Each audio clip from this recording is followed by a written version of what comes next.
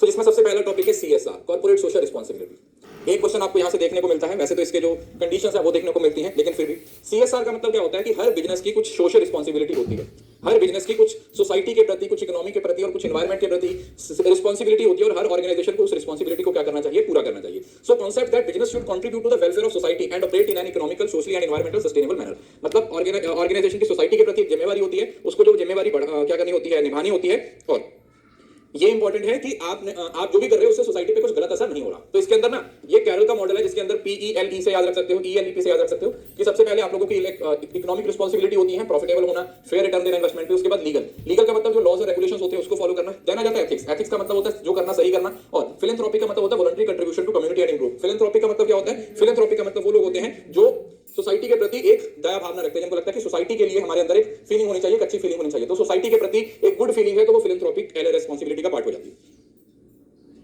ठीक है, इस वजह से तो इसके बेनिफिट्स क्या हैं, देखो सबसे पहले तो रेपुटेशन एनहांसमेंट। अगर एक कंपनी सीएसआर को फॉलो कर रही है, अगर वो अपनी सीएसआर की रिस्पॉन्सिबिलिटीज को फॉलो कर रही है, तो उसकी गुडविल है वो इंक्रीज हो जाती है। कस्टमर लॉयल्टी, उनकी जो कस्टमर लॉयल्टी है इंक्रीज हो जाती है।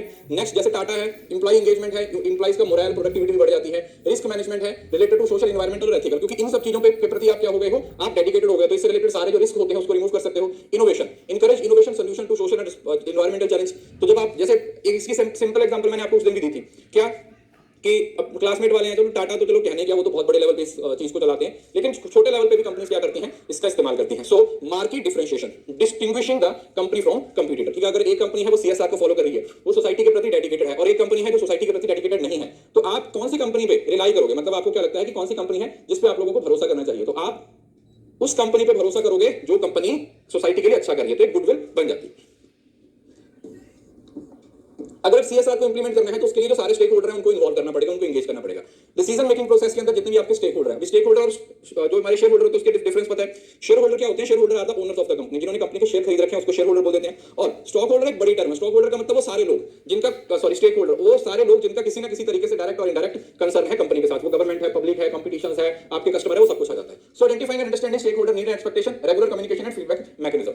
उसके बाद एक सीएसआर की जो स्ट्रेटजी बनाई जाएगी ना, उसके लिए भी सीएसआर को अपने बिजनेस ऑब्जेक्टिव्स के साथ, आपकी जो कोर वैल्यूज हैं, आप ये कोशिश करो कि जो आपके सीएसआर के ऑब्जेक्टिव्स हैं वो भी आपकी कोर वैल्यूज के साथ या आपके बिजनेस ऑब्जेक्टिव्स के साथ अलाइन रहे। Setting clear measurable goals and objectives, जो भी गोल्स होने चाहिए वो एकदम से क्लियर होने चाहिए। Then integrate CSR into corporate governance and strategic planning. तो कॉर्पोरेट गवर्नेंस के अंदर अपनी सीएसआर को इंटीग्रेट करना। कॉर्पोरेट गवर्नेंस क्या है, वो इससे अगला टॉपिक है। कॉर्पोरेट गवर्नेंस बेसिकली क्या होता है, बिजनेस के लिए बहुत सारे रूल्स बने हुए हैं, कॉर्पोरेट को किस तरीके से गवर्न किया जाता है। ठीक है, सबका जो लीगल लॉज बने हुए हैं कॉर्पोरेट्स को चलाने के लिए कि कॉर्पोरेट्स किस तरीके से ऑपरेट करेगा।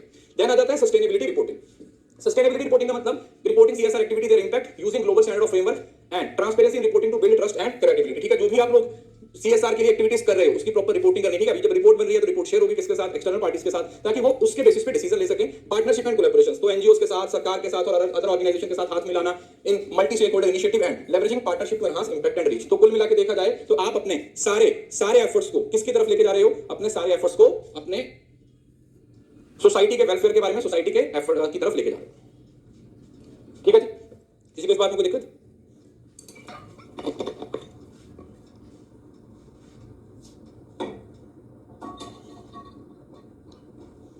उसके बाद आता है चैलेंजेस। भाई सीएसआर के सामने बहुत सारे चैलेंजेस आ जाते हैं, जिसके अंदर सबसे पहला तो कॉस्ट एंड रिसोर्सेज। अब देखा जाए सीएसआर एक आप एक्स्ट्रा चीज कर रहे हो, you are doing something extra, है ना, आप कुछ एक्स्ट्रा कर रहे हो तो उसके लिए एक्स्ट्रा एफर्ट, एक्स्ट्रा कॉस्ट है वो लगेगी। जैसे इनिशियल इन्वेस्टमेंट है और ऑनगोइंग कॉस्ट है वो सिग्निफिकेंट है, मतलब आप देखोगे तो थोड़ा सा आपका जो खर्चा है वो क्या हो जाता है, इंक्रीज हो जाता है। Measurement and impact, difficulty in measuring and demonstrating the impact and benefits of CS. अब जो आप सीएसआई एक्टिविटीज परफॉर्म कर रहे हो, चाहे वो आप फंड दे रहे हो, चाहे आप कोई स्कूल खोल रहे हो, चाहे बच्चों की यूनिफॉर्म के लिए पैसा दे रहे हो, उसके इंपैक्ट को एज सच मेजर करना क्या हो जाता है, डिफिकल्ट हो जाता है, थोड़ा डिफिकल्ट हो जाता है। देन आ जाता है balancing interest, align CSR initiative with business goals and diverse stake holder interest. अब इसको अपने बिजनेस स्ट्रेटजीज के साथ अलाइन करना भी क्या हो जाता है, डिफिकल्ट हो जाता है। ऑथेंटिसिटी एंड क्रेडिबिलिटी, अभी आप लोगों को याद होगा ग्रीन वॉशिंग, याद है ग्रीन वॉशिंग कि जहां पर आप इन्वायरमेंटल इको फ्रेंडली के नाम पे इतने बड़े बड़े क्लेम कर दे रहे हो कि वो सब झूठे होते हैं। ग्रीन वॉशिंग वर्ड आया था ना पहले, अगर आपको याद हो, ग्रीन वॉशिंग वर्ड आया था जब मैं आपको ग्रीन मार्केटिंग पढ़ा रहा था, जहां पर आप क्या कर दे रहे हो, आप ये कुछ ऐसे क्लेम इन्वायरमेंट को लेकर या कुछ ऐसी बातें बताते हो जो असल में होती नहीं है, बस उसको क्या कर दिया जाता है, उसको कम्युनिकेट कर दिया जाता है, उसको क्या कर दिया जाता है, कम्युनिकेट कर दिया जाता है। Ensuring genuine commitment and consistent action, ऐसा नहीं है कि गुडविल बनाने के लिए आप कुछ भी बोल रहे हो, उसको पूरा करना भी आपके लिए बहुत ज्यादा जरूरी है। Regulatory and compliance issues, navigate different regulatory requirement, अलग अलग रीजन में क्या क्या रिक्वायरमेंट्स हैं, और ensuring compliance with evolving laws and standards. और जो सरकार है उसने इसके बहुत सारे जो रूल्स बनाए हुए हैं, उन रूल्स को फॉलो करना भी क्या होता है, कंपल्सरी होता है। उसके बाद इसके कुछ मॉडल्स हैं, एक आध बार मॉडल से सवाल पूछा गया। सबसे ज्यादा जो फेमस मॉडल है वो कैरल का पिरामिड मॉडल है, मतलब सीएसआर इसी पे बेस्ड है, जिसके अंदर वो बोलता है कि पहले आपको अपनी इकोनॉमिक रिस्पांसिबिलिटीज को पूरा करना है, बी प्रॉफिटेबल, फिर अपनी लीगल रिस्पॉन्सिबिलिटी को पूरा करना है, ओबे द लॉ, जो लॉज है उसको फॉलो करना है। एथिकल का मतलब बी एथिकल, और फिलैंथ्रोपी का मतलब be a good corporate citizen. ELEP, चाहे नीचे से याद रख सकते हो, एक प्लेयर हुआ है ना पेले, फुटबॉल का एक बहुत बड़ा प्लेयर हुआ है, तो उसके नाम से भी याद रख सकते हो, PELE। पेले के नाम से भी याद रख सकते हो कि फिलैंथ्रोपी का एथिकल है, लीगल है और इकोनॉमिक है। या फिर ऊपर से याद रख सकते हो कि पहले इकोनॉमी में जाओगे, इकोनॉमी में अंदर एंटर हुए तो वहां पर लॉ होगा, लॉ को फॉलो करने के लिए एथिकल होना पड़ेगा, और अगर आप एथिकल हो तो फिर उसके लिए आप लोगों को सरकार का जो अपनी तरफ से वॉलंटरी क्या करना पड़ेगा, कंट्रीब्यूशन करना पड़ेगा। वॉलंटरी भी आपको क्या करना पड़ेगा, कंट्रीब्यूशन करना पड़ेगा। ग्रीन वॉशिंग का मतलब है जब आप इन्वायरमेंट के प्रति इतने सारे क्लेम्स कर देते हो लेकिन वो होता सही नहीं है, वो सही नहीं होता। उसके बाद है ट्रिपल बॉटम लाइन, जिसके अंदर 3 पीस की बात की जाती है, पीपल, प्लैनेट और profit. Triple P, that is people, planet और प्रॉफिट, जिसके अंदर बोला जाता है कि सबसे पहले आपकी लोगों के प्रति सोशल रिस्पांसिबिलिटी है, इकोनॉमिक सस्टेनेबिलिटी प्लैनेट जहां पर हम रह रहे हैं, और प्रॉफिट है इकोनॉमिक वैल्यूज। तो यहां पर 3 पीस आप लोगों ने याद रखना है। 3 पीस आप लोगों ने क्या करना है, याद रखना। सो triple bottom line, that is people जहां पर सोशल रिस्पांसिबिलिटी की बात हो रही है, प्लैनेट जहां पर एनवायरमेंटल सस्टेनेबिलिटी की बात हो रही है, और प्रॉफिट जहां पर इकोनॉमिक वैल्यूज की बात हो रही है। किसकी बात हो रही है, इकोनॉमिक वैल्यूज की बात हो रही है।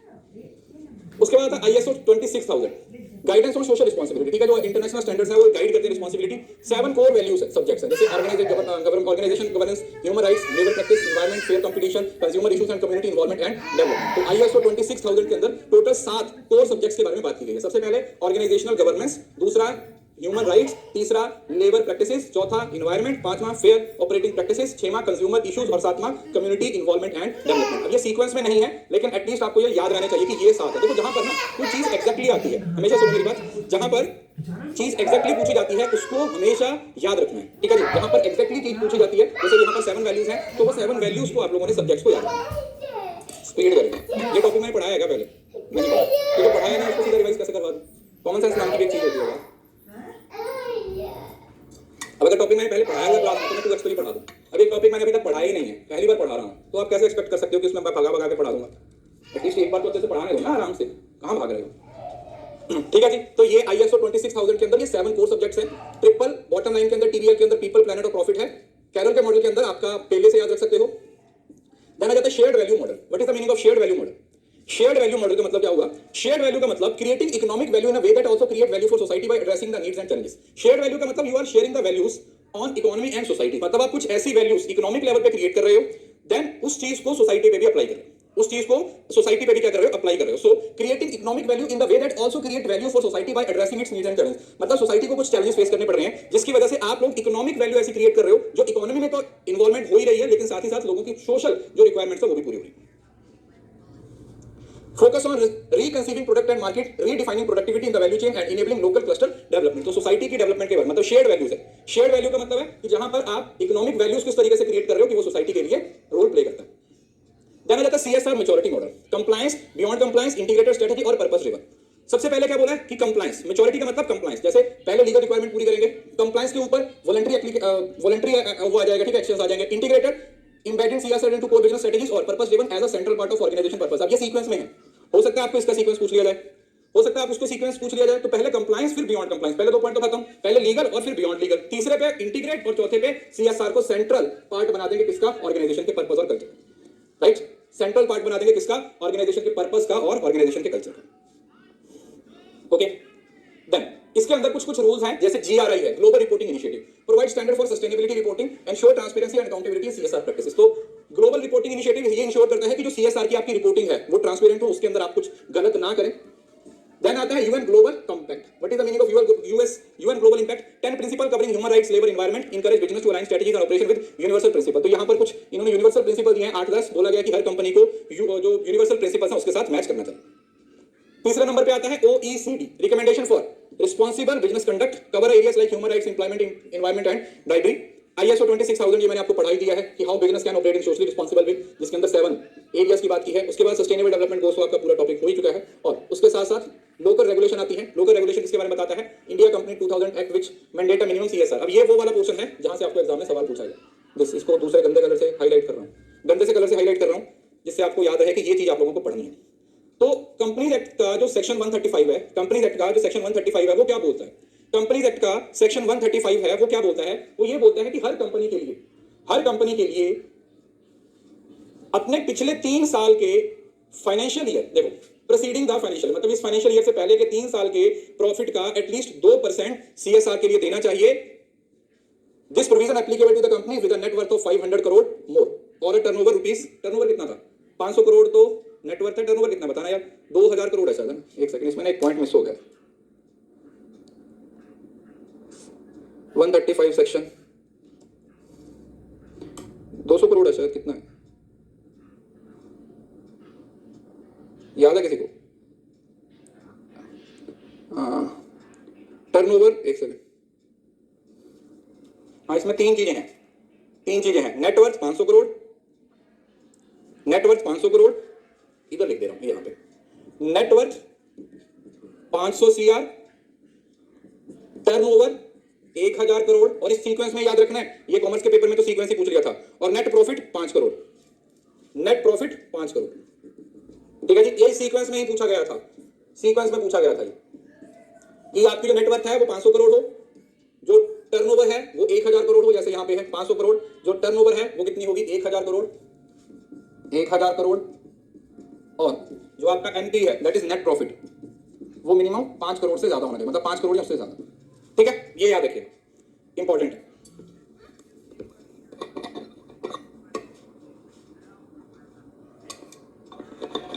ठीक है जी, इससे बहुत सारे सवाल पूछे गए हैं, इसके मॉडल्स 2-3 मॉडल्स हैं, ट्रिपल बॉटम लाइन स्विक वर्स मॉडल से भी सवाल पूछा गया था, यहां से भी आपको सवाल पूछा जा सकता है, तो इसको बिल्कुल भी मिस नहीं करना। उसके बाद आता है next topic that is CG. CG माने कॉर्पोरेट गवर्नेंस, सीजी माने corporate governance. What is the meaning of corporate governance? The system by which companies are directed and controlled, involving the mechanism and process to ensure accountability, fairness, transparency in company's relationship with its stakeholder। मतलब CG एक ऐसा system है जो ये ensure करता है कि सारी कंपनीज अपने अफेयर्स या फिर अपनी जो रिपोर्टिंग है अपने स्टेक होल्डर्स के साथ वो एकदम से ट्रांसपेरेंट रखें, फेयर रखें, और उसके अंदर कुछ भी गलत नहीं होना चाहिए, उसके अंदर कुछ गलत नहीं होना चाहिए, इसके अंदर कुछ गलत नहीं होना चाहिए, तो ये इसका मीनिंग होता है। अब इसके अंदर एलिमेंट्स कौन कौन से हैं? देखो, board of director, a group of individual elected to represent share holder and overseas activity of organisation. Management है, एग्जीक्यूटिव्स और मैनेजर्स होते हैं जो डे टू डे ऑपरेशंस के लिए होते हैं। शेयर होल्डर हैं जो ओनर्स होते हैं कंपनी के। स्टेक होल्डर होते हैं employees, customer, suppliers. Regulation and standards जो भी लॉज होते हैं, और disclosure and transparency provide timely and, मतलब समझ लो ना कि भैया ऑर्गेनाइजेशन जो भी इंफॉर्मेशन प्रोवाइड कर रही है वो जरूरी है। यहां से ये बेसिक सवाल, प्रिंसिपल ऑफ कॉर्पोरेट गवर्नेंस। अब कॉर्पोरेट्स को किस तरीके से काम करना चाहिए, कॉर्पोरेट को किस तरीके से काम करना चाहिए, how the organisation should work, जो कॉर्पोरेट्स हैं उनको किस तरीके से काम करना चाहिए, इसके बारे में बात हो रही है। जैसे सबसे पहले accountability, manager and directors are accountable to share holder and must act in their best interest. भाई अगर मैं किसी कंपनी का शेयर होल्डर हूं तो कंपनी के जो एग्जीक्यूटिव्स हैं, कंपनी के जो मैनेजर्स हैं, डायरेक्टर्स हैं, उनको ये इंश्योर करना पड़ेगा कि मेरी इज्जत की जाए, मुझे सही तरीके से ट्रीट किया जाए, और मुझे मेरे जो इन्वेस्टमेंट है उस पर रिटर्न दिलवाई जाए, सिंपल। दूसरा ट्रांसपेरेंसी, ट्रांसपेरेंसी का मतलब कि आप अपनी जो इन्फॉर्मेशन है उसको सही टाइम पे सही तरीके से क्या कर रहे हो, प्रोवाइड कर रहे हो। देन आ जाता है fairness, equal treatment of all share holder, minority and foreign share holder. अब ऐसा नहीं है कि अगर मेरा 1% शेयर है तो मुझे सही तरीके से ट्रीट नहीं किया जाएगा, किसी दूसरे बंदे का 10% शेयर है तो उसको बढ़िया तरीके से ट्रीट किया जाएगा, ये गलत है ना। अगर मैं उस कंपनी का ओनर हूं 1% के लिए तो मुझे भी ऐसी ट्रीटमेंट मिलेगी जैसी 20% वाले को ट्रीटमेंट मिलती है। Then responsibility, corporate actions must be ethical and aligned with broader social responsibility। और then आ जाता है आपका independence, ensure board of director is independent from management to avoid conflict of interest. ठीक है, तो मैनेजर अलग है, जो मतलब वही कंपनी और कंपनी के ओनर अलग अलग है, ताकि जो कॉन्फ्लिक्ट्स हैं उसको क्या किया जा सके, रिमूव किया जा सके। सीजी का मतलब कि हर कंपनी को कुछ रूल्स फॉलो करने होते हैं, हर कंपनी को कुछ एक ऐसा मैकेनिज्म है जो डायरेक्ट करता है और कंट्रोल करता है कंपनीज को एक सिस्टमैटिक वे में काम करने के लिए। अब किसकी ड्यूटीज है, देखो सबसे पहले तो बोर्ड ऑफ डायरेक्टर्स होते हैं, सबसे ऊपर बोर्ड ऑफ डायरेक्टर्स, जो कि क्या करते हैं, कंपनी की स्ट्रेटजी डायरेक्शन को इंश्योर करते हैं, मॉनिटर करते हैं मैनेजमेंट की परफॉर्मेंस को, और इंश्योर करते हैं कि जो भी कंपनी के अंदर किया जा रहा है वो प्रॉपर लॉज और रेगुलेशंस के थ्रू किया जा रहा है। अब एक बात सुनो, सोचो, मेरी बात ध्यान से सुनो। अब अगर आप नॉर्मली देखते हो ना तो आपको एक बात तो पता है ना, क्या कि जो बायजूस कंपनी थी, बायजूस के अंदर इसी चीज की सबसे बड़ी कमी थी। That is the live example कि अगर आप सीजी को, कॉर्पोरेट गवर्नेंस को, लॉस को, कंप्लायंसेस को सही तरीके से फॉलो नहीं करते हो तो आपको इसकी कितनी बड़ी कॉस्ट देनी पड़ती है, आपको उसके लिए कितनी बड़ी कॉस्ट पे करनी पड़ती है। That is the live example. Safe guard share holders के इंटरेस्ट को बचाना और ओवरसी करना रिस्क मैनेजमेंट, किसी भी तरीके का रिस्क है तो उसको उससे प्रोटेक्शन देना। मैनेजमेंट है जो पहले ऊपर बोर्ड ऑफ डायरेक्टर्स है, फिर मैनेजमेंट है, तो बोर्ड ऑफ जो डायरेक्टर्स ने स्ट्रेटजीज बनाती है उनको इंप्लीमेंट करना, डे टू डे ऑपरेशन, ठीक है, वो एग्जीक्यूटिव्स होते हैं, वहां पर एडमिन का काम होता है, ठीक है। एडमिनिस्ट्रेटिव का काम जो होता है वो ज्यादा होता है, मैनेजमेंट है उसका एक नीचे वाला हिस्सा होता है, ऑर्गेनाइजेशन एफिशिएंसी और reporting to the board of performance. और किस तरीके से, समझ रहे हो ना, जैसे हम बोलते हैं ना कि मैनेजमेंट के 3 लेवल होते हैं, top level, middle level, lower level. असल में जो पहला लेवल होता है ना वो मैनेजमेंट का होता ही नहीं, पहला लेवल मैनेजमेंट का होता ही नहीं है, पहले लेवल पे बोर्ड ऑफ डायरेक्टर्स होते हैं। मैनेजमेंट की असल में जो शुरुआत होती है ना वो सेकंड लेवल से होती है, वो एडमिनिस्ट्रेशन लेवल होता है, बेसिक करके सिंपल भाषा में आप समझिए। उसके बाद आते हैं शेयर होल्डर। शेयर होल्डर के पास क्या क्या है, voting on major corporate decisions, electing board members and engaging dialogues with the board and management. तो शेयर होल्डर क्या होते हैं, शेयर होल्डर तो भैया अपने नॉर्मल वही काम करते हैं, क्या इनके पास वोटिंग पावर होती है, तो जो किसी भी तरीके का कोई डिसीजन होता है वो डिसीजन लेने के लिए, या फिर अगर ये होता है ना, आप पढ़ते हो 2 तरीके के डिसीजंस, कौन कौन से, एक होता है सर क्या बोलते हैं उसको, नॉर्मल रेजोल्यूशन जो 51% मेजॉरिटी पे भी हो जाता है, दूसरा 75 मेजॉरिटी होती है जिसको स्पेशल रेजोल्यूशन बोल देते हैं, स्पेशल रेजोल्यूशन बोल देते हैं। अब इसके ना ये मॉडल है थोड़े से इंपॉर्टेंट है, कॉमर्स में तो इसमें से बहुत बार सवाल पूछा गया है, मैनेजमेंट में पूछा गया है या नहीं, लेकिन इंपॉर्टेंट टॉपिक है। ये जो कॉर्पोरेट गवर्नेंस है ना, ये असल में इंडिया का कॉन्सेप्ट नहीं है, इंडिया ने इसमें से ना कुछ कुछ चीजों को बस यूज किया हुआ है। जैसे सबसे पहला है एंग्लो अमेरिकन मॉडल है, फिर जर्मन मॉडल है। देखो एंग्लो अमेरिकन मॉडल का मतलब क्या हुआ, जहां पर किस पे फोकस किया जा रहा है, शेयर होल्डर्स के राइट पे। Majority of board members are non executive directors, clear separation between ownership and management. मतलब अगर आप एंग्लो अमेरिकन मॉडल की बात करें तो जो बेसिक हमारा अकाउंटिंग का सिस्टम होता है ना, उसी की बात की जा रही है कि भैया प्रोटेक्ट किसको करना है, शेयर होल्डर्स के इंटरेस्ट को प्रोटेक्ट कर रहे हैं, और जो ओनर है और जो मैनेजमेंट है वो अलग अलग है, और जो बोर्ड मेंबर्स हैं वो सारे नॉन एग्जीक्यूटिव डायरेक्टर्स हैं, ठीक है, they are not executive directors. तो ये कहां पर फॉलो किया जाता है, ये यूएस में, यूके में, कनाडा और ऑस्ट्रेलिया में फॉलो किया जाता है, ठीक है जी। ये इन कुछ कंट्रीज के अंदर क्या किया जाता है, फॉलो किया जाता है। यूनाइटेड स्टेट हुआ, यूनाइटेड किंगडम हुआ, कनाडा हुआ और ऑस्ट्रेलिया हुआ, राइट। तो ये हुआ आपका एंग्लो। तो इसके अंदर ये बस आपने कैरेक्टरिस्टिक्स को याद रखना है। देन आ जाता है जर्मन मॉडल। जर्मन है तो 2 टियर मॉडल है, management board and supervisory board. अब जर्मन है तो आप ऐसा कर दीजिए, जर्मन देखो इसमें अगर आप देखते हो अमेरिकन है तो जर्मन मैन से आप क्या याद रख सकते हो कि यहां पर 2 मैन है, 2 मैन है। 2 मैन का मतलब 2 लेवल्स बना दिए। पहला लेवल कौन सा बना दिया, जो मैनेजमेंट का बोर्ड है, और दूसरा सुपरवाइजरी बोर्ड बना दिया। 2 टियर सिस्टम बना दिया, पहला और दूसरा, पहला और दूसरा।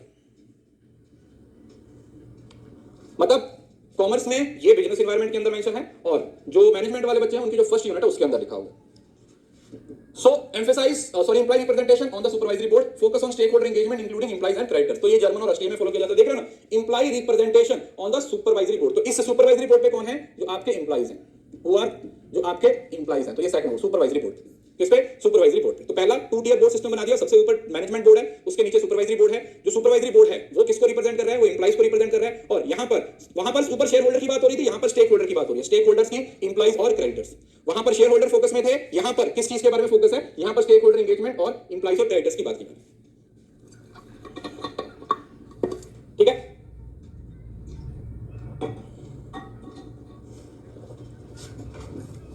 देन आ जाता है जैपनीज मॉडल। अब जैपनीज मॉडल क्या बोलता है, strong influence on bank and other financial institution. अब जापान वाले कहां पे चले गए, बोले जापान में किस चीज पे फोकस है, बैंक पे, bank and FIs, financial institutions.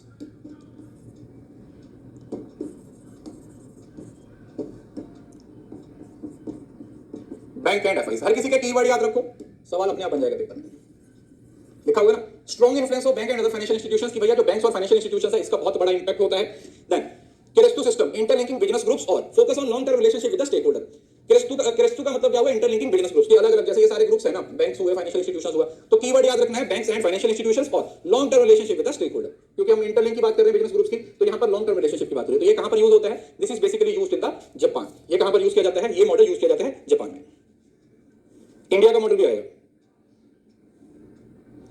Cartoon भी है क्या, ओ क्या बात है किरत्सु, मेरे को कार्टून पसंद नहीं है और एनिमे पसंद नहीं है, तो मैं देखता नहीं हूं, तो मुझे इसकी नॉलेज भी नहीं, ठीक है जी। तो ये कौन सा था, this was the Japanese model. उसके बाद था फ्रेंच मॉडल। फ्रेंच किसकी बात करता है, कंबाइंड अ ड्यूल बोर्ड स्ट्रक्चर, वही board of directors and management board, government influence in corporate governance and तो इसके अंदर किसका, बस इसमें कीवर्ड याद रखना है, गवर्नमेंट का इन्फ्लुएंस। हर किसी में एक सेंट्रल पॉइंट है, हर किसी में एक सेंट्रल पॉइंट है, बस हर किसी में एक सेंट्रल पॉइंट है, कौन सा, कि यहां पर गवर्नमेंट इन्फ्लुएंस है। यहां पर भी बोर्ड ऑफ डायरेक्टर और मैनेजमेंट बोर्ड हो गया, ठीक है। तो यहां पर भी वही जो ड्यूल बोर्ड यूज किया जा रहा था ऊपर, किसके अंदर, जर्मन के अंदर, वही है, लेकिन यहां पर साथ में गवर्नमेंट इन्फ्लुएंस को भी क्या कर दिया है, ऐड कर दिया कि गवर्नमेंट भी इन्फ्लुएंस करती है, गवर्नमेंट भी इन्फ्लुएंस करती है। और देन आता है हमारा भारत महान। तो ये कौन सा है, ये भारत का है। Emphasize on regulatory compliance and ethical conduct, strong role of independent director, increasing focus on CSR and sustainability। तो भारत के अंदर किस चीज पे फोकस किया जा रहा है कि भैया जो रेगुलेटरी, भारत क्या बोलता है कि जो रूल्स है, जबकि हमारे यहाँ रूल कोई नहीं फॉलो करता, लेकिन हमारे सिस्टम के अंदर ये बोला जा रहा है कि जो रूल है उसको फॉलो करो, और जो डायरेक्टर्स हैं वो इंडिपेंडेंट होने चाहिए, वो डायरेक्टर्स का रोल है, और सीएसआर और सस्टेनेबिलिटी पे हमारा फोकस होना चाहिए। Increasing focus should be on CSR and sustainability, ठीक है। अभी मैं आपको सारे दोबारा रिकॉल भी करवा देता हूँ। सबसे पहले हमने पढ़ा कौन सा, Anglo American model. American model सबसे पहला मॉडल है जिसके अंदर किस चीज पे फोकस किया गया, जिसपे हम नॉर्मल, एंग्लो अमेरिकन मतलब अकाउंटिंग वाला सिस्टम था कि अभी मैनेजमेंट अलग है, ओनरशिप अलग है, और जो मेन फोकस है वो शेयर होल्डर के राइट्स पे है। जर्मन में मैन से 2 मैन की बात हुई, तो 2 टियर सिस्टम है, एक मैनेजमेंट बोर्ड है, सुपरवाइजरी बोर्ड है, और जो सुपरवाइजरी बोर्ड है वो किसको रिप्रेजेंट कर रहा है, वो आपके एम्प्लॉइज को रिप्रेजेंट कर रहा है, और स्टेक होल्डर एंगेजमेंट, एम्प्लॉइज और क्रेडिटर्स की बात हो रही है। तीसरे नंबर पे आता है जापान वाला। तो जापान में बैंक्स और फाइनेंशियल इंस्टीट्यूशंस की बात की गई, किसकी, बैंक्स और financial institutions, there are some banks and financial institutions की बात की गई। So strong influence of banks and other financial institutions, ये आपका किरत्सु सिस्टम है बिजनेस ग्रुप्स को और उन स्टेक होल्डर के साथ लंबे रिलेशन बना के रखने हैं। फ्रेंच के अंदर भी सेम रूल सिस्टम है, बस फर्क क्या है इसके अंदर गवर्नमेंट के इन्फ्लुएंस की बात की गई है। और नेक्स्ट आता है हमारे पास इंडियन मॉडल। तो इंडियन मॉडल के अंदर किस पे फोकस किया जा रहा है, जो भी आपका रेगुलेटरी कंप्लायंस है, strong role of independent director है और increasing focus on CSR and sustainability. ठीक है, 1 मिनट का ब्रेक ले लो। इन दोनों में से अगर 2 सवाल नहीं तो कम से कम एक तो मान के चलो कि आएगा ही आएगा।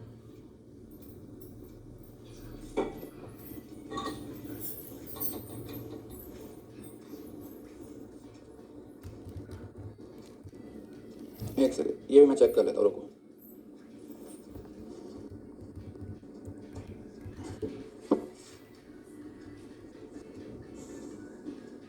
रुको, कोई मस्त सी फोटो निकालते हैं। ये बढ़िया।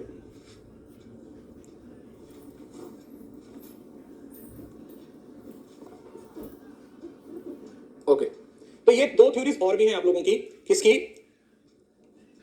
कॉर्पोरेट गवर्नेंस में। ठीक है, ये 2 थ्योरीज और पूछी जाती हैं। ठीक है, ये मैं पढ़ा दे रहा हूं। ठीक है, ये जो मॉडल है उसके साथ साथ ये 2 थ्योरीज और भी हैं। ठीक है, एक आध बार सवाल यहां से पूछा गया तो मैं आप लोगों को यहां पर पढ़ा रहा हूं। देखो, एजेंसी थ्योरी और स्टीवर्डशिप थ्योरी का मतलब क्या हुआ। पहले तो ये बताओ कि स्टीवर्ड का मतलब क्या होता है। ठीक है, एग्जैक्ट मीनिंग तो मैं हिंदी में आपको बताता हूं।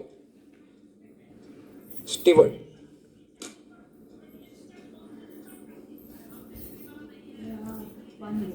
एक सेकंड, हिंदी में बोलते परिचारिक, नियुक्त किया गया व्यक्ति, कोऑपरेटिव है ना,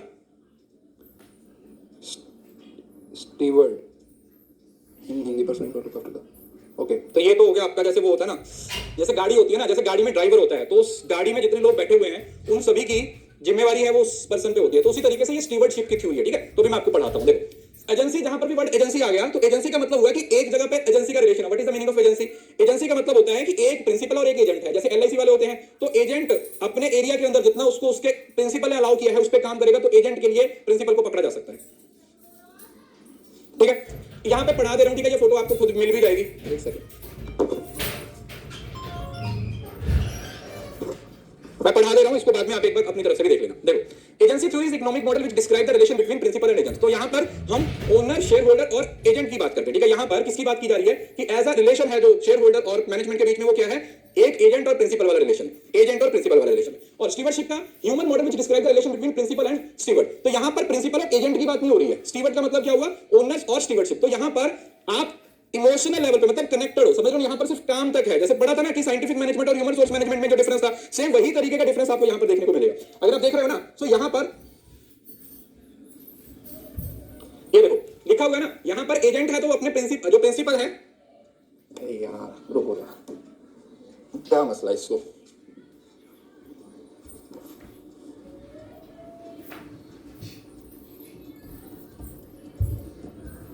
स्टीवर्डशिप वर्सेस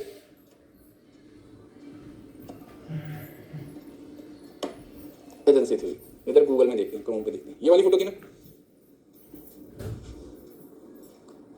अरे भैया मैं इंसान हूं, जानवर नहीं। अभी दिख रहा है, इसको भी खोल लेते हैं एक साइड पे, यहां पे आ जाओ।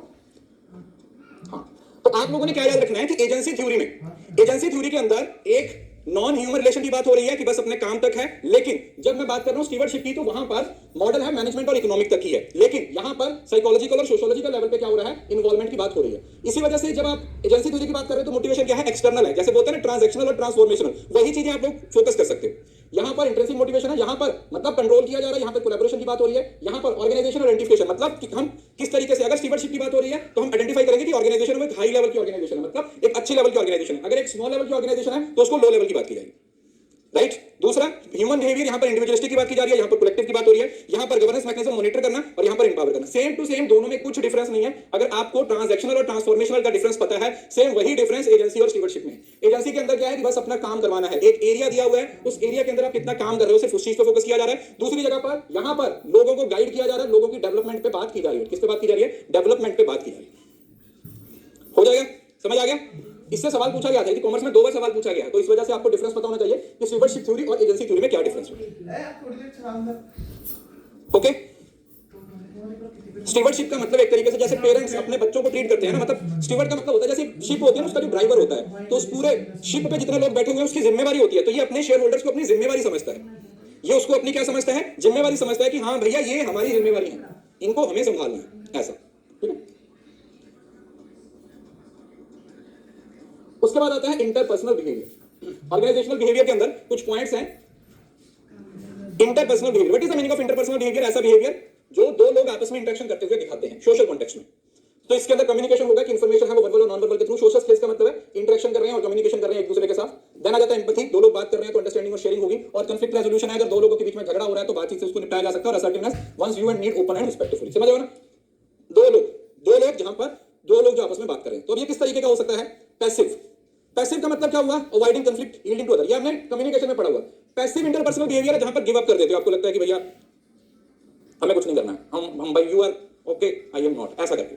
अग्रेसिव जो डोमिनेट करता है दूसरों को, ये जो डिसरिगार्डिंग देयर नीड्स, दूसरों को फोकस करना। और असर्टिव होता है जो दोनों क्या एक कॉम्बिनेशन होता है।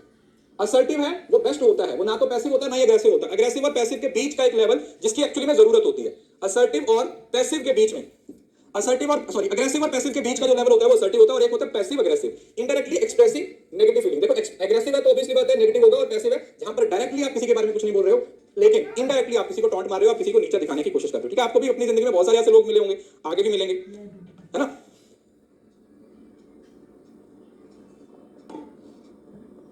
आपको ऐसे बहुत सारे लोग मिले होंगे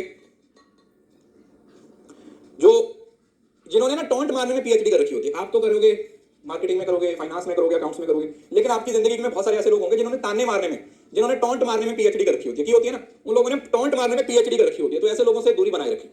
अब फैक्टर इन्फ्लुएंसिंग इंटरपर्सनल बिहेवियर, जैसे पर्सनालिटी ट्रेट, आपके अंदर जो ट्रेट है वो आपके बिहेवियर को, आपके कम्युनिकेशन को अफेक्ट करेगा। अगर आप अच्छे हो, आपको कम्युनिकेशन करना आता है तो अच्छा है, आप बढ़िया तरीके से करोगे। लेकिन वही अगर आप जिद्दी हो, झगड़ालू हो, तो फिर आप बात पे झगड़ा करोगे। दूसरा, कल्चरल बैकग्राउंड की बात करते हो, जैपनीज कल्चर की बात करो। देखो जैपनीज कल्चर है, अभी मैं एक वीडियो देख रहा था उनकी, भैया पता नहीं वो कुछ उनकी ट्रेन पता नहीं 2 मिनट लेट हो गई, एक मीटिंग लेट 2 मिनट लेट शुरू हुई। तो जितने लोग मीटिंग में पैनल में थे उन्होंने सब लोगों ने, जो ऑडियंस थी उससे खड़े होकर माफी मांगी, खड़े होकर माफी मांगी। अब सोच सकते हो इंडिया के अंदर तो ये कल्चर ही नहीं है, कभी कोई टाइम पे आता नहीं और जो सबसे लेट आता है उसको चीफ गेस्ट बना देते हैं। तो सोचो इंडिया के अंदर ये चीज अप्लाई हो सकती है? नहीं। तो कल्चर बैकग्राउंड इंपॉर्टेंट है, इमोशनल इंटेलिजेंस है, परसीव करना, अंडरस्टैंड करना, मैनेज। हर कोई आपको समझ नहीं पाता, हर किसी के अंदर अपनी अंडरस्टैंडिंग नहीं होती, हर किसी के अंदर अंडरस्टैंडिंग नहीं होती, वो भी ओवर द पीरियड डेवलप होती है। और situation, specific circumstances that influence behaviour. कई बार क्या होता है, आपका मूड खराब होता है, अगर मूड खराब है तो फिर सब कुछ खराब ही होगा। खराब मूड के अंदर आपको सब कुछ देखने को मिलेगा। अगर आपका मूड खराब है ना तो उससे फिर सारी चीजें ही खराब होंगी, ये समझ लीजिए।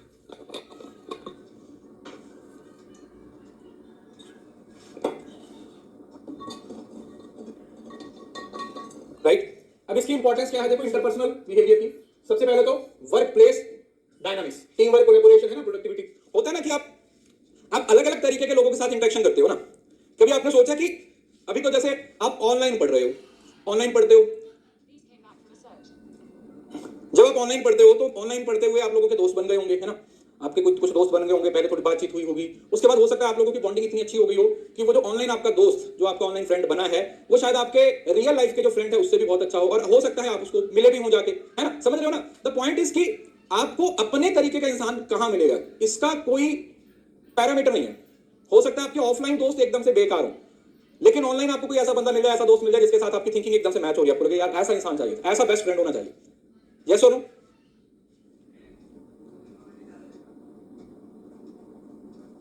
इस वजह से तो वर्क प्लेस में आप अलग अलग तरीके के लोगों के साथ जाना जाता है। पर्सनल रिलेशनशिप, अब लोगों के साथ personal relationship, leadership, effective leadership है तो इफेक्टिव इंटरपर्सनल और कॉन्फ्लिक्ट मैनेजमेंट, ये तो सबसे ज्यादा इंपॉर्टेंट है। कॉन्फ्लिक्ट मैनेजमेंट का मतलब क्या होता है? देखो किसी के साथ झगड़ा है तो जरूरी नहीं है कि लातों घूसों से ही उसका सोल्यूशन होता है। दुनिया में कोई भी प्रॉब्लम है ना, उसका एक ही सोल्यूशन है, बातचीत। वर्ल्ड वॉर 1 है वो भी बातचीत से ही खत्म हुई थी, वर्ल्ड वॉर 2 है वो भी बातचीत से ही खत्म हुई थी। समझ रहे हो ना?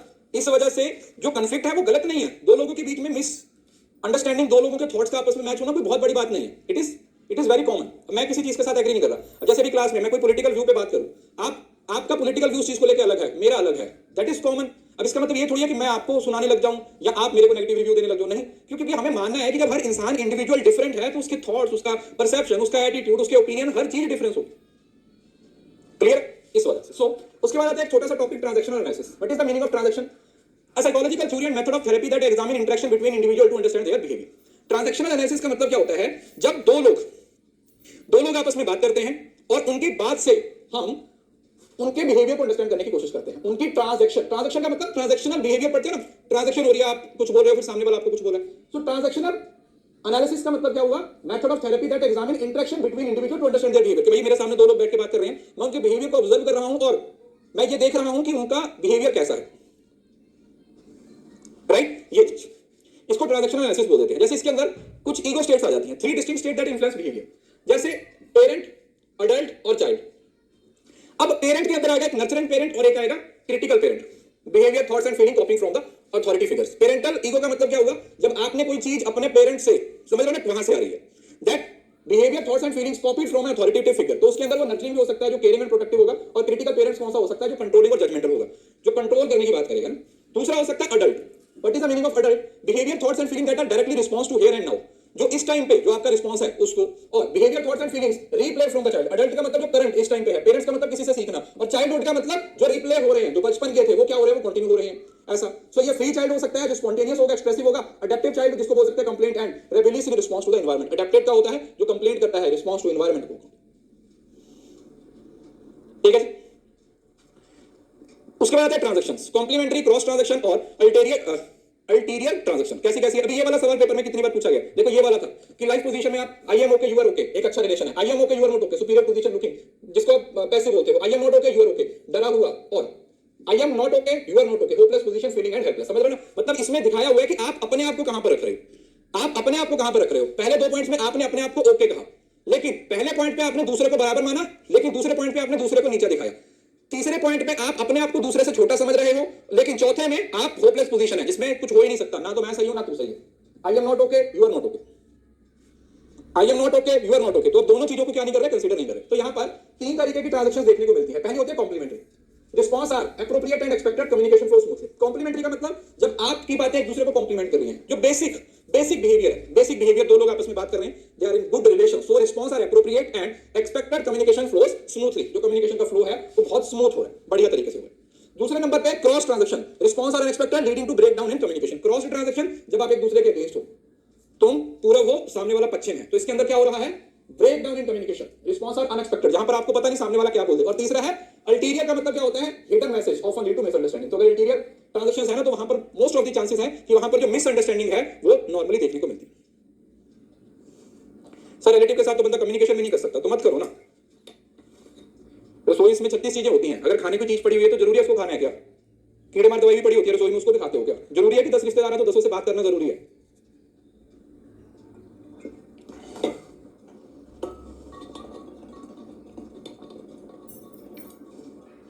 क्लियर है? तो ये उसके बाद strokes. Strokes units of recognition और अटेंशन गिवन टू अदर्स, दूसरों को जो रिकॉग्निशन, दूसरों को अटेंशन देना।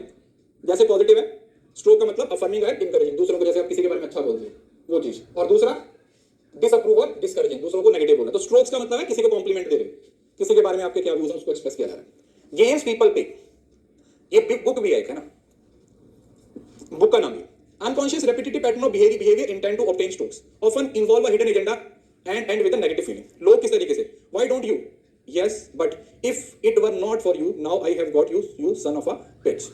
इस तरीके के वर्ड जो एक नेगेटिव वाइब के साथ चल रहे हैं, often involve a hidden agenda, मतलब जिसके अंदर क्या है, हिडन एजेंडा होता है ना। कुछ लोग हैं वो गलत तरीके से क्या करते हैं, अपनी बात को रखते हैं। So unconscious repetitive pattern of behaviour intend to obtain strokes, ठीक है। इसका सिर्फ मीनिंग आप लोगों को याद रखना है और इसमें कुछ डिटेल में लेके जाने की बात नहीं है। Scripts, what is the meaning of scripts? Life plan formed in early childhood based on parental message influence how individual perceive themself and their life direction changing involve identifying and revaluating their early decisions and messages. अब ये तो बहुत simple है, आप लोगों ने देखा होगा, बचपन में थे तो हम डिसाइड कर लेते हैं बचपन में कि हमें बड़े होकर क्या बनना है। हम बोलते हैं ना कि हमें बड़े होकर क्या बनना है, लेकिन over the period of time हम चेंज करते रहते हैं, है ना। जैसे पहले मेरे को पायलट बनना था, है ना, फिर मेरे को म्यूजिशियन बनना था, फिर मेरे को डॉक्टर बनना था, समझ रहे हो ना। तो जिसको देखते हो उस तरीके उसके जैसा बनने की कोशिश करते हो, तो वही आपकी स्क्रिप्ट्स रहती हैं। स्क्रिप्ट्स मतलब बस आप अपनी जिंदगी में क्या करने वाले हो उसकी स्क्रिप्ट लिख रहे हो, आप लिख रहे हो कि मुझे क्या करना है बस, और होगा या नहीं होगा वो तो बात की बात है, ठीक है, ठीक है। उसके बाद अकाउंटिंग के कुछ छोटे छोटे टॉपिक्स हैं, जिसमें सबसे पहला आता है marginal costing. What is the meaning of marginal? जहां पर आप वर्ड पढ़ते हो ना मार्जिनल, जहां पर वर्ड पढ़ते हो मार्जिनल का मतलब क्या होता है, हम कॉस्ट को 2 हिस्सों में डिवाइड कर देते हैं। वैसे मार्जिनल का मतलब होता है एडिशनल। एडिशनल कॉस्ट फिक्स्ड होती है, वेरिएबल होती है। एडिशनल कॉस्ट वेरिएबल होती है ना, हर यूनिट के साथ चेंज हो रही है। तो मार्जिनल कॉस्टिंग एक ऐसी कॉस्टिंग टेक्निक है जहां पर सिर्फ और सिर्फ वेरिएबल कॉस्ट को कंसीडर किया जाता है। While computing the cost of a product, fixed costs are treated as period cost. Fixed cost तो period cost है। Period cost in the sense कि वो आपको पे करनी ही पड़ेगी, चाहे 0 यूनिट बना रहे हो, 10 बना रहे हो, 20 बना रहे हो, 50 बना रहे हो। फिक्स कॉस्ट का मतलब जो फिक्स है, फिक्स है। पापा भी बनना था आपको, वो तो मुझे अभी भी बनना है। 2-4 साल पढ़ाने के बाद मैं खुद का अपना डेरा खोलने वाला हूं, क्योंकि पापाओं के सारे ट्रिक मुझे मालूम है।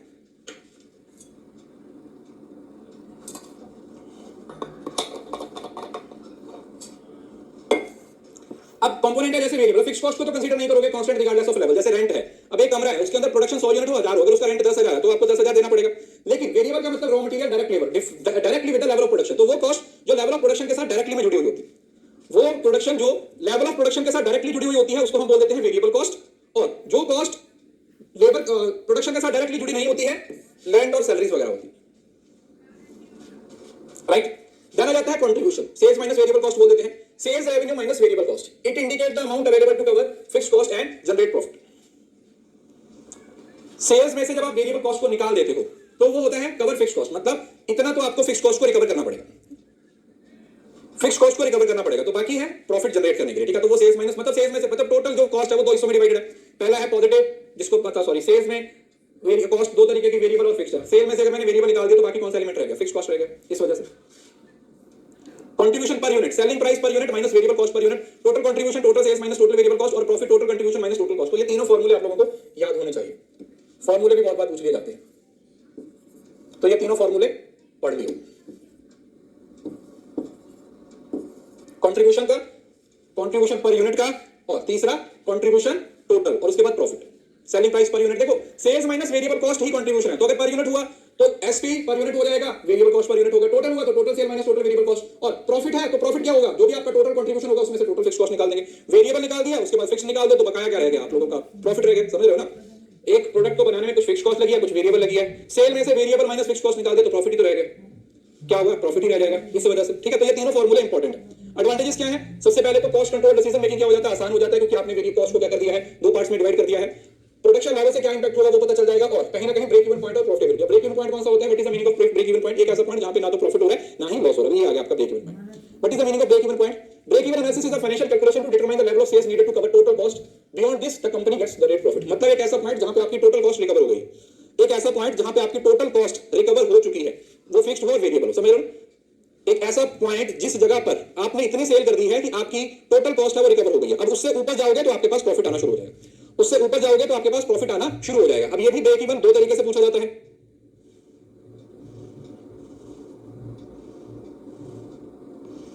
कई बार ये सीधा इन यूनिट्स पूछ लिया जाता है, तो यूनिट्स है फिक्स्ड कॉस्ट है, और selling price minus variable cost क्या होता है, सिर्फ कंट्रीब्यूशन होता है, और या फिर fixed cost divided by contribution marginal ratio, ठीक है। तो दोनों ही उसी का फार्मूला, ठीक है। ये वाले टोटल 5 फार्मूले हो गए। काफी बार ये फार्मूले एग्जाम में पूछे जाते हैं, ठीक है। ये तो मैं मान के चल रहा हूं कि इतना तो बेसिक चीजें आप लोगों को मालूम होंगी। कंट्रीब्यूशन क्या होता है, कंट्रीब्यूशन मार्जिनल रेशियो मतलब contribution per unit divided by selling price per unit.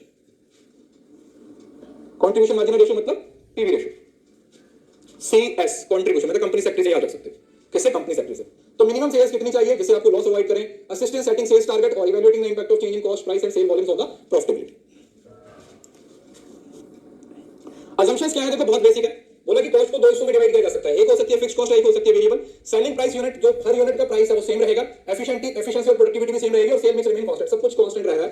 बस क्या कर रहे हो आप, नॉर्मली दो चीजों को डिवाइड कर दे रहे हो, एक है जो आपकी फिक्स्ड कॉस्ट है उसको अलग रख रहे हो, और वेरिएबल कॉस्ट को अलग रख रहे हो। उसके बाद एक टॉपिक है CVP, cost volume profit analysis.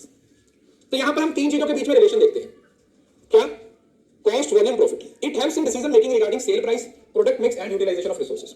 तो जब आप तीन चीजों के बीच में रिलेशन देखते हो, sale price, sorry sale, cost, volume and profit. Cost का मतलब किसी प्रोडक्ट को बनाने पे कितना खर्चा हुआ, किसी प्रोडक्ट को बनाने पे कितना खर्चा हुआ, दैट इज कॉस्ट। वॉल्यूम मतलब फिर आपने उसकी सेल कितनी की, और प्रॉफिट है उससे आप लोगों को रेवेन्यू कितना हुआ, मतलब रेवेन्यू में से अपने जो एक्सपेंसेस निकाल देते हो वो आपके पास हाथ में कितने निकल के आते हैं।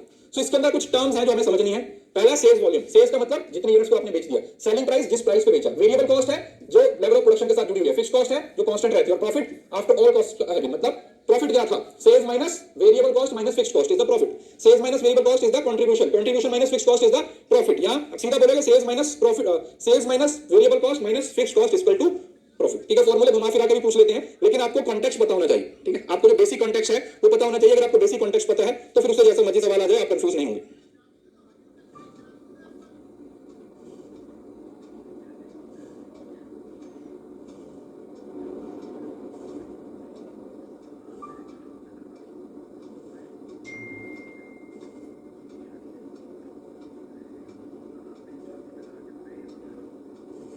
ओके जी, क्लियर है? इसके फॉर्मूले एक आध क्वेश्चन आपको यहां से फंस जाएगा पक्का। कंट्रीब्यूशन मार्जिन क्या होता है? Sales revenue minus variable cost contribution होगा, indicate the portion of sales revenue available to cover fixed cost and generate profit. Contribution margin ratio, contribution margin divided by sales revenue, वही है, ठीक है, वही फॉर्मूले बार-बार आ रहे हैं। कंट्रीब्यूशन मार्जिन का फॉर्मूला ब्रेक इवन का फॉर्मूला, ठीक है, एक यूनिट्स में आ जाता है और दूसरा इसमें ऊपर था, यहां पे कहां गया ये वाला, ठीक है। टोटल 5-6 फॉर्मूले हैं, सारे आपको याद होने चाहिए। अब सीवीपी एनालिसिस का इस्तेमाल कहां पर किया जाता है? सबसे पहले तो ब्रेक इवन पॉइंट, क्योंकि सीवीपी एनालिसिस से आपको पता चल जाएगा कि आपको कितनी टोटल सेल्स करनी है कि आपकी फिक्स्ड कॉस्ट और वेरिएबल कॉस्ट रिकवर हो जाए। कॉस्ट, प्राइस और वॉल्यूम से प्रॉफिट पे कितना असर होगा, प्रोडक्ट लाइन प्राइसिंग से रिलेटेड डिसीजन लेने के लिए, और profitability of different business scenarios, अलग अलग तरीके के जो बिजनेस सिनेरियोज हैं उसके अंदर हमें किस तरीके से डिसीजन लेना है। अब यहां पर सेम जो मार्जिनल की जो असम्पशन है वो सेम इसकी असम्पशन है। पहला क्या, all products units are sold, selling price variable है, ये सब फिक्स है, कॉस्ट को सिर्फ दो हिस्सों में डिवाइड किया जा सकता है और sales mix remain constant in multi product company, ठीक है। तो ये सेम वही है, इसके अंदर और कुछ नहीं। देन आ जाता है ड्यू पॉइंट एनालिसिस, एक और छोटा सा टॉपिक है, कॉमर्स में नहीं है लेकिन मैनेजमेंट में है। ड्यू पॉइंट क्या है, हम एक आरओई निकालते हैं, रिटर्न ऑन इक्विटी। क्या निकालते हैं? Return on equity. लेकिन रिटर्न ऑन इक्विटी से ना आपको एग्जैक्टली पता नहीं चलता कि मतलब एक एग्जैक्ट पिक्चर नहीं मिलती है। तो अगर हम आरओई की बात करते हैं तो रिटर्न ऑन इक्विटी का एक बेसिक सा फॉर्मूला है, लेकिन डीयू पॉइंट है वो इसका नेक्स्ट है। मतलब आरओई स्क्वायर मान सकते हो, जहां पर उसको अलग अलग कंपोनेंट्स में क्या कर देता है, डिवाइड कर देता है उसकी परफॉर्मेंस चेक करने के लिए। 3 कंपोनेंट होते हैं, पहला प्रॉफिट का, दूसरा एसेट का और तीसरा इक्विटी का। 3 फॉर्मूले डीयू पॉइंट के अंदर जो आपका आरओई है उसको थोड़ा और डिटेल में एक्सप्लेन कर दिया गया। कैसे? पहले नेट प्रॉफिट मार्जिन, फिर asset turnover for equity multiplier. और नेट प्रॉफिट मार्जिन कैसे निकल रहा है आप लोगों का, कैसे निकलेगा? Net income divided by sales, asset turnover sales divided by total assets, और equity assets divided by total equity. मैं इसको आपको बताता हूं असल में ये कैसे आ रहा है। देखो, net income divided by sales, पहला फॉर्मूला ये है, गुणा, फिर सेल्स ऊपर चला जाएगा, दूसरी जगह पर किसके साथ संबंध दिखाया जा रहा है? एसेट्स के साथ, फिर एसेट्स ऊपर चला गया और किसके साथ संबंध दिखाया जा रहा है? इक्विटी के साथ। तो घूम फिर के अगर आप देखोगे तो आपको एक चीज नजर आएगी कि सेल्स के साथ सेल्स कैंसिल, एसेट्स के साथ assets, net income divided by equity. इतना इक्विटी इस्तेमाल करने के बाद मैं कितना अर्निंग कर पा रहा हूं, सिंपल यही है। नेट प्रॉफिट, एसेट टर्नओवर और इक्विटी मल्टीप्लायर। ये कॉमर्स वालों ने पढ़ना है, इसी वजह से मैं आपके लिए भी लेके आया हूं। ये सिंपल फॉर्मूला याद कर लीजिएगा, चाहे ये कॉमर्स में लिखा हुआ नहीं है, लेकिन 3 लाइनें याद करने से आपका कोई नुकसान नहीं होगा। लेकिन ये है कि अगर यहां से सवाल आ गया तो हो सकता है जो नहीं पढ़ते गए उनका नहीं बनेगा, लेकिन आपको ये आ जाएगा, आपको ये समझ आ जाएगा, ठीक है। तो ये सिंपल है। नेट प्रॉफिट से क्या पता चल जाता है? Profitability of each dollar of sale, sale से कितना नेट प्रॉफिट हो रहा है, नेट प्रॉफिट मार्जिन से पता चल रहा है। एसेट्स को यूज करके कितनी सेल्स जनरेट कर रहे हैं, ये एसेट टर्नओवर से पता चल जाता है। और फाइनेंशियल लिवरेज को पता करने के लिए मतलब एसेट्स और इक्विटी का रिलेशन हो जाएगा, तो इसको तीनों को गुणा करेंगे और हमारे पास आ जाएगा। उसके बाद एक्सटेंडेड डीयू पॉइंट है, इसमें तो और डिटेल में जाने की जरूरत नहीं है। डीयू पॉइंट एनालिसिस का 3 फॉर्मूले हैं, आप लोगों ने याद रखने। स्ट्रेंथ और वीकनेस इन प्रॉफिटेबिलिटी, एफिशिएंसी और लेवरेज। देखो प्रॉफिटेबिलिटी नेट जो प्रॉफिट देख रहे हो, एफिशिएंसी जो आप अपने एसेट्स को यूज करके सेल्स कर रहे हो, और लेवरेज। समझ रहे हो ना, 3 चीजें, पहला, दूसरा, तीसरा। तो टोटल हर जगह पर आपको 3 ही चीजों का रिलेशन देखने को मिलेगा। हर जगह पर आप लोगों को 3 ही चीजों का रिलेशन देखने को मिलेगा। Compare performance over the time और guiding strategies to decision to improve ROI, return on investment को इंप्रूव करने की बात की जा रही है। उसके बाद आता है फंड फ्लो और कैश फ्लो स्टेटमेंट, ठीक है। 1 मिनट का ब्रेक ले लीजिए, ये दोनों टॉपिक भी आपके रिवाइज करवा देगा। सर और नहीं पढ़ा जाता तो मत पढ़ो यार, मैं क्या कर रहा हूं? मेरी दिन की 3 घंटे की क्लासेस से तुम्हारे दिन के 21 घंटे वेस्ट होते हैं क्या? तो मैंने तो कहा ही नहीं भैया, मैं आपको बुला के लेके आया, मत देखो ना, हद हो गई यार। मैं कह ही नहीं रहा हूं आपको लेक्चर देखने के लिए, मेरी तो क्लास में एक भी बच्चा ना हो। मुझे ये वीडियो बनानी है, मैं डालनी है, जिसको देखना होगा, जिसको रिवीजन खुद से करनी है वो खुद से कर ले, जिसको वीडियो से करनी है वीडियो से कर ले। मैंने तो पहले दिन बोल दिया था आपको कि मेरा इस कोर्स का ऑब्जेक्टिव है आपकी रिवीजन के टाइम को घटाना, और अगर आपको लगता है कि इससे आपका टाइम बढ़ रहा है तो फिर मत देखिए बेटा, इसमें कौन सी बड़ी दिक्कत। 90% कोर्स खत्म हो गया, अब आप बोल दो कि सर सेल्फ स्टडी के, तो पढ़ लीजिए ना, मैं क्या बोल रहा हूं। मेरे 1.5 घंटे से क्या वो हो रहा है बताइए। ये तो बच्चों वाली बातें हैं, छोटे बच्चे थोड़ी हो। 2 टॉपिक है, fund flow statement. Fund flow का मतलब क्या हुआ, जिसके अंदर वर्किंग कैपिटल की बात करते हो। So fund flow analysis the financial tool to analyse the change in the financial position of a company, sources and using of funds between 2 balance sheet. 2 different balance sheet, 2 different balance sheet के दौरान firm की जो financial position है, किस तरीके से आपने कहां से पैसा लेके आए और किस तरीके से यूज कर रहे हो, इसमें वर्किंग कैपिटल का इस्तेमाल किया जाता है। तो इसमें 2 तरीके की चीजें होती है, एक सोर्स ऑफ फंड होता है, एक यूज ऑफ फंड होता है। सोर्स का मतलब inflow of fund into business, such as profit हुआ, सेल हुआ, शेयर हुआ, डिवेंचर है, और वर्किंग कैपिटल में जब रिडक्शन हो गया, ठीक है। रिड्यूस इन वर्किंग कैपिटल का मतलब वो पैसा बिजनेस का हिस्सा बन गया, ठीक है। याद रखिएगा, जो ये पॉइंट मैंने आपको क्लास में बताया था, reduction in working capital. Working capital का सोर्सेज और एप्लीकेशन के साथ उल्टा संबंध होता है, उल्टा संबंध होता है। That is source of fund, inflow of funds into business such as profit, sales of assets. और यूजेज, अगर वर्किंग कैपिटल इंक्रीज हो गई तो ये यूजेज ऑफ फंड है, ठीक है, क्योंकि आपका पैसा है उसके अंदर ड्रॉप हो गया, तो ये पैसा जो बिजनेस से जा रहा है, बिजनेस सच एज परचेज कर लिया आपने, रीपेमेंट कर दिया, डिविडेंड पे कर दिया, तो वो चीज। प्राइमरी ऑब्जेक्टिव क्या है? To understand the movement of funds and how they are generated and utilized, evaluate the company's financial health and to assess the ability of the business to generate funds from operations and manage its financial obligation. और इसके अंदर ये भी बताया है कि एक fund का फ्लो तभी माना जाता है जहां पर दो अलग अलग एसेट्स होते हैं, मतलब अलग अलग नेचर, एक फिक्स्ड और एक करंट। अब ये कैसे प्रिपरेशन होती है? सबसे पहले आप क्या करते हो? चेंज इन वर्किंग कैपिटल निकालते हो, विच शो द इंक्रीज और decrease in current assets and current liabilities. तो पहली जो स्टेटमेंट बनती है उसको बोलते हैं हम चेंज इन वर्किंग कैपिटल, जिसके अंदर आप सारे करंट एसेट्स और करंट लायबिलिटीज का देखते हो, जिससे हमें ये पता चल जाता है कि हमारे करंट एसेट्स और लायबिलिटीज में टोटल कितना चेंज हुआ है। दूसरा आ जाता है fund from operations which involve adjustment to net income to non cash like depreciation, identification of. तो दूसरे नंबर पे आप क्या देखते हो? आप sources and application of funds की बात करते हो। तीसरे नंबर पे आप क्या करते हो? इसको फंड फ्लो स्टेटमेंट को क्या कर देते हो? पूरा का पूरा बना देते हो। तो बेसिकली जो फंड फ्लो स्टेटमेंट है वो आपकी तीन डिफरेंट स्टेजेस पे बनती है। और याद रखिए ये आप लोगों का फाइनेंशियल स्टेटमेंट्स का पार्ट नहीं है। आपकी फाइनेंशियल स्टेटमेंट में P&L आता है, आपका बैलेंस शीट आती है, कैश फ्लो आता है, लेकिन आपका फंड फ्लो है वो आपके फाइनेंशियल स्टेटमेंट्स का पार्ट नहीं है, मतलब इसको बनाना कंपलसरी नहीं है, it is not compulsory to frame. अब सोर्सेज कौन से हैं? देखो, सोर्सेज ऑफ फंड्स कहां से आ रहा है? Operation, net income adjusted for non cash expenses and change in working capital. यहां पर नॉन कैश एक्सपेंसेस और चेंज इन वर्किंग कैपिटल, आपने कोई सेल कर दिया एसेट्स को, आपने डिवेंचर इशू कर दिया, आपने कोई बोरो किया, डिक्रीजिंग, रिड्यूसिंग करंट एसेट्स और इंक्रीजिंग करंट लायबिलिटीज। अब ये रिलेशन पूछा जाता है। देखो, वर्किंग कैपिटल का एसेट्स के साथ डायरेक्ट रिलेशन होता है, लेकिन सोर्सेज के साथ नेगेटिव रिलेशन होता है। याद रखिएगा, कॉमर्स में एक बार सवाल पूछा, मेरी शिफ्ट में सवाल पूछा गया था, वर्किंग कैपिटल का कनेक्शन एसेट्स के साथ डायरेक्ट होता है। एसेट्स बढ़ गए तो करंट कैपिटल, वर्किंग कैपिटल बढ़ेगी, एसेट्स कम हो गए तो वर्किंग कैपिटल कम हो जाएगी। लेकिन अगर करंट एसेट्स कम हुए हैं तो इसका मतलब जो सोर्सेज ऑफ फंड है उसके अंदर डिक्रीज हुआ है, या फिर अगर लायबिलिटीज के अंदर इंक्रीज हुआ है तो उसका नेगेटिव रिलेशन होता है। और उसी तरीके से यूजेज ऑफ फंड, पैसे को लगा कहां रहे हो? आपने कोई एसेट खरीद लिया, आपने लोन्स को रीपे कर दिया, डिविडेंड दे दिया, increase in working capital, increase in current assets और डिक्रीज इन करंट लायबिलिटीज और reduction in the share and debentures. समझ आया? सुनो मेरी बात, मैंने क्या बोला? जब मैं करंट एसेट्स का वर्किंग कैपिटल के साथ रिलेशन देखूंगा तो डायरेक्ट होता है, करंट एसेट्स बढ़े मतलब वर्किंग कैपिटल बढ़ी, करंट एसेट्स घटे तो वर्किंग कैपिटल घटी, पर लायबिलिटीज के साथ नेगेटिव, करंट लायबिलिटी बढ़ी, वर्किंग कैपिटल नीचे, करंट लायबिलिटीज घटी तो वर्किंग कैपिटल ऊपर। पहला पॉइंट। दूसरा point, current assets working capital अगर इंक्रीज हो रही है that is not source of fund, that is application of fund, और करंट वर्किंग कैपिटल डिक्रीज हो रही है that is source of fund. तो source of fund, application of fund के साथ वर्किंग कैपिटल का नेगेटिव रिलेशन है और एसेट के साथ पॉजिटिव रिलेशन है और लायबिलिटी के साथ नेगेटिव रिलेशन। ये आप लोगों को मालूम होना चाहिए, बहुत ज्यादा इंपॉर्टेंट है। Funds from operation ratios, funds from operation divided by total source of fund, capital expenditure, total uses of fund और डेट सर्विस कवरेज रेशियो, जैसे बोल सकते हो कि funds from operation divided by debt service payment. ठीक है, तो इतना कुछ खास है नहीं। मेन तो इसके अंदर सोर्स आपके पीवाईक्यू में ना यहां से सवाल पूछा जाता है कि ये वाला कौन कौन सा आपको स्टेटमेंट, आपको ऑप्शन दे दिया जाएगा और उससे पूछा जाएगा कि इसमें से कौन से सोर्सेज ऑफ फंड्स हैं और कौन से एप्लीकेशन ऑफ फंड है। और बच्चे ज्यादातर जो गलत करके आते हैं ना, वो वर्किंग कैपिटल वाले ही पॉइंट को गलत करके आते हैं। किसको गलत करके आते हैं? वर्किंग कैपिटल वाले पॉइंट को क्या करके आते हैं? गलत करके आते हैं। उसके बाद आता है कैश फ्लो। कैश फ्लो है financial position that provide a summary of the cash inflow and outflow over a specific period, operating, investing and financing activity. Cash flow है वो आप लोगों का, फंड फ्लो होता है वो आपका कैश और एक्रूअल दोनों बेसिस पे बनता है। लेकिन अगर मैं सिर्फ कैश की बात कर रहा हूं तो कैश के बेसिस पे जो स्टेटमेंट बनती है उसको कैश फ्लो स्टेटमेंट बोला जाता है, and this is the part of your financial statement. ये आप लोगों की फाइनेंशियल स्टेटमेंट का पार्ट है। इसका मतलब क्या हुआ कि इसके अंदर आप, ये कंपलसरी है हर कंपनी के लिए बनाना, it is compulsory for every company, right?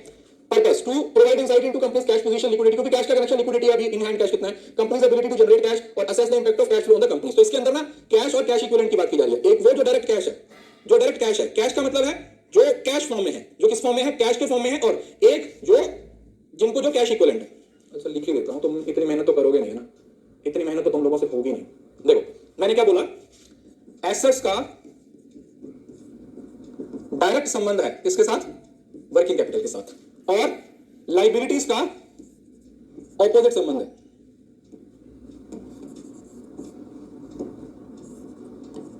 Opposite संबंध होता है किसके साथ?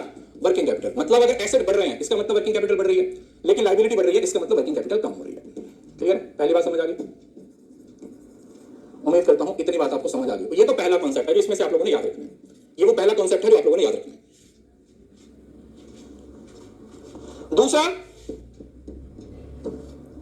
अगर वर्किंग कैपिटल इंक्रीज हो रही है और वर्किंग कैपिटल डिक्रीज हो रही है, अगर वो इंक्रीज हो रही है तो वो सोर्स ऑफ फंड है, या देखो बढ़ेगी तो आपको लगेगा पैसा ज्यादा आ रहा है, ऐसा ही होगा। लेकिन अगर आपकी वर्किंग कैपिटल बढ़ रही है, मैंने बताया था ना वर्किंग कैपिटल बढ़ रही है, तो इसका मतलब आप अपने पैसे को इस्तेमाल कर रहे हो।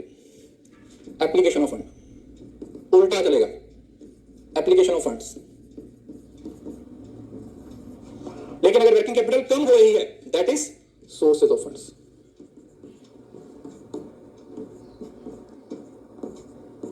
सोर्सेज ऑफ फंड, ठीक है जी, ये पॉइंट याद रखना है, बहुत ज्यादा इंपॉर्टेंट है।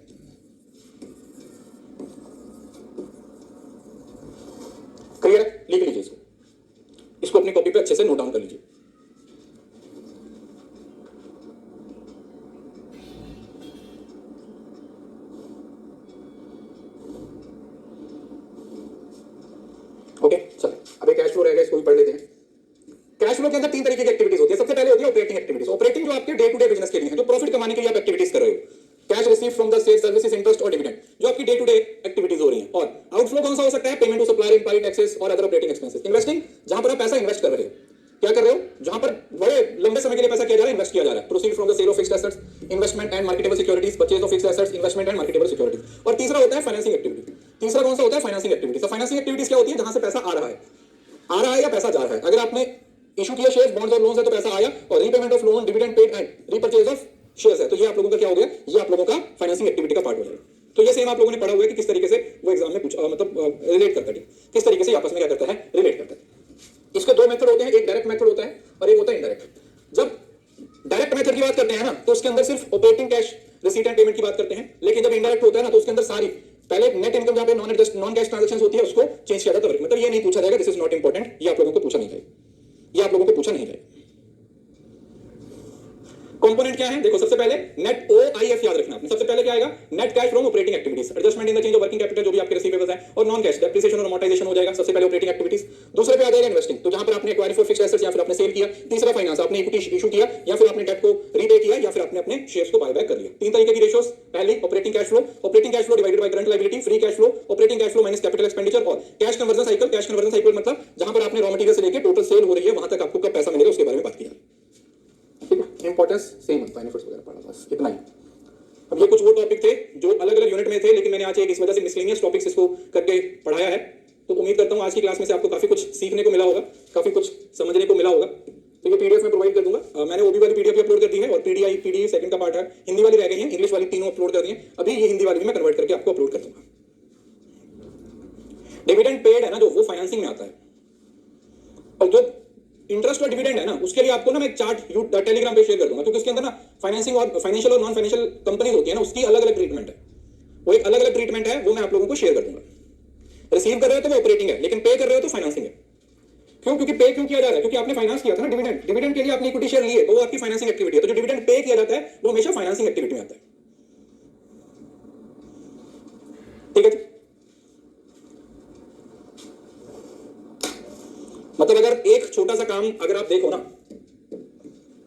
आप ना सिर्फ बेटा रिवीजन कोर्स देख लेना एक बार, और रिवीजन कोर्स के अंदर आप ये देख लीजिए कि हमने जस्ट 20-22 डेज के अंदर सिर्फ रिवीजन कोर्स के अंदर सारा सिलेबस किस तरीके से, कितना इफेक्टिव तरीके से एक एक पॉइंट को रिवाइज कर लिया।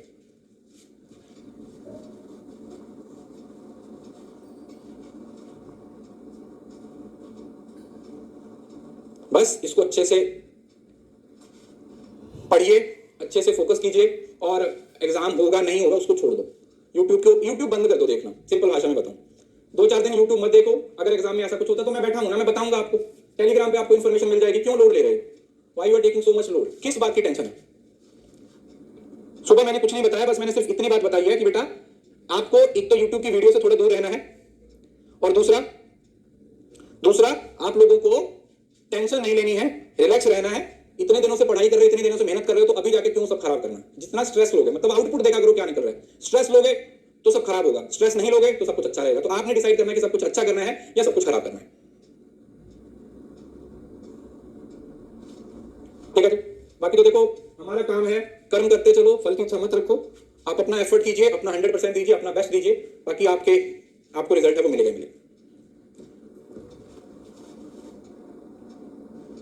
ठीक है, चलिए, शुक्रिया, बाय बाय, टेक केयर।